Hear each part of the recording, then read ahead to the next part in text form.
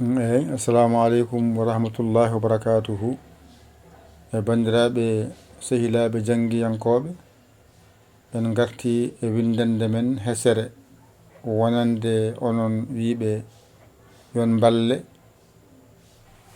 alkura ɗe batte gotal gotal kon daɗaɓe wadde mbaɗen seeɗa seeɗa beele ɗum yawa gasde tawon tampani on loraki. Ay ɗum ɗo wiyete allif. Kala ko wayni ene wiye allif. Famide joni noon ay ɗo ko baajorɗo toɓɓere nde ko less wonata. Famide ay ɗo ko taajorɗo ɗiɗi dow wonata. Ay ɗo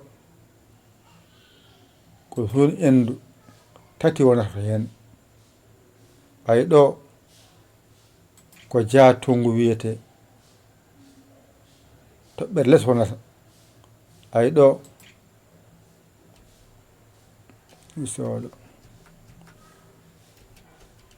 ay ɗo ko haatungu wiyete toɓɓani dow toɓɓani less.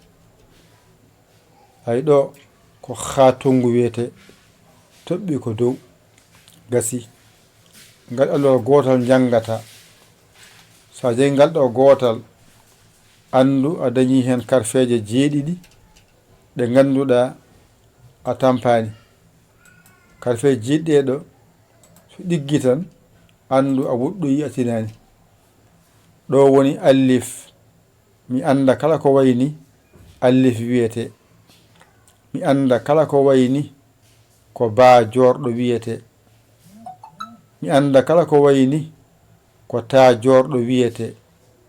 Mi anda kala ko wayni ko hun endu wiyete. Mi anda kala ko wayni ko jaatungu piccuɗo wiyete. Mi anda kala ko wayni ko haatungu piccuɗo wiyete. Mi anda kala ko wayni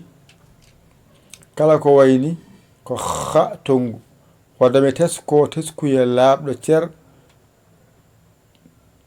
ɗum ɗo nandi toɓɓere less wootere baajorɗo, toɓɓe ɗiɗi dow taajorɗo, tati dow hun endu. Ay nandi wadde teskuye ma wawa ɗum serdude.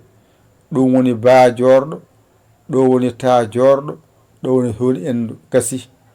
Ɗo ɗiggi gasi. ɗone e ɗo ene nandi mbawa andude toɓɓere less ko less nde heedi mbiya jaatungu piccuɗo. Ay ɗo toɓɓani hay nokku wona dow wona less mbiya haatungu piccuɗo. Ay ɗo ko dow toɓɓi wootere wonti dow, ɗo ko less, ɗo ko dow, ɗo ala dow ala less. Wadde o teskuyema wonɗo tan jangde ma yawat. A heeɓi karfeje jeeɗiɗi e ñalawma gooto. Wadde allif nani. Kala ko wiyete allif e qur'ana ko ɗo yaltina. Ɗo woni juburba baajorɗo en, ɗo yaltina. Ɗo woni juburta e taajorɗo, ɗo yaltina. Ɗo woni hun endu, ɗo yalti. Jaatungu en, jaacawɗe en, ɗo yalti. Haatungu en, haacawɗe en, ɗo yalti. Haatungu e haacawɗo ɗo yalti. Wadde ɗo tan jangata mbawa teskoɗa allif. Allif janga ɗum ndaara ɗum no moƴƴi ƴetta kuɗol ma e karna ma binda allif allif ha jungo ma wawa ɗum. So ɗiggi ngara e ba binda ba ha ganda ba o ɗiggi bindamo. So ɗiggi ngara ɗo taajorɗo taajorɗo ha ɗigga taajorɗo ɗigga nde ɓenna hun endu ha ɗigga. So ɗiggi ngara jaatungu piccuɗo jaatungu piccuɗo jaatungu piccuɗo. So ɗiggi ngara ɗo haatungu piccuɗo haatungu piccuɗo. So ɗiggi ngara ɗo haatungu piccuɗo haatungu piccuɗo. Ɗo haaɗi ƴetta kuɗol ma e karne ma mbañitoɗa janga ɗigga. Ko ɗiggi ko wallanma, ko ɗiggi ko wallanma. ɗum noon wadde jannga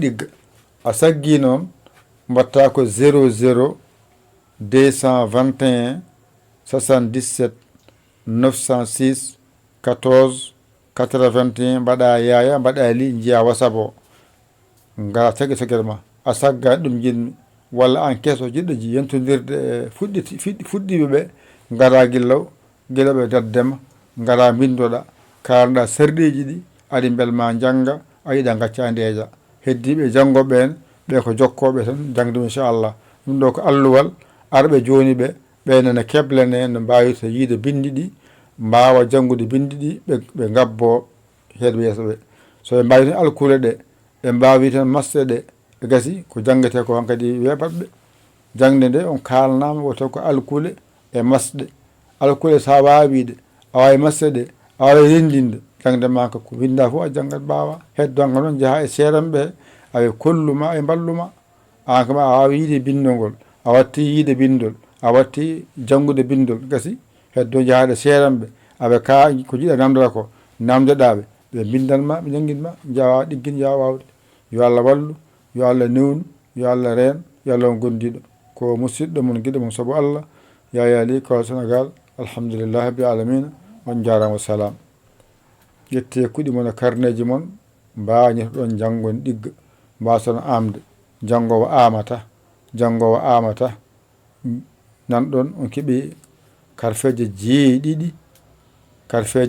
jeeɗiɗi nanɗon e ñalawma goto ɗigga kadi ñalawma goto hen kadi keeɓon jeeɗiɗi goɗɗe balɗe 4 gayno alkule moɗon hankkadi gonton anduɓe ko wiyete alkule heddo kadi rendinde heddo kadi hollede so adima hakkude sara so seridima ɗum so ɗiggi tan andu jangde ma yaawi ɗum wiyete jangde cuɗol ganda ar feere kala no wiyete so adima jogui inde so woni hakkude en jogui inde so woni sara en jogui inde so kañum tan alama wonde he goto jogui inde har feere kala no waɗana ha yettoyi ɗum noon wadde hoto keñoɗe hoto keppe hoto kaaɓe yo Allah wallu yo Allah reen kadi yo Allah on gondidira boowal wassalam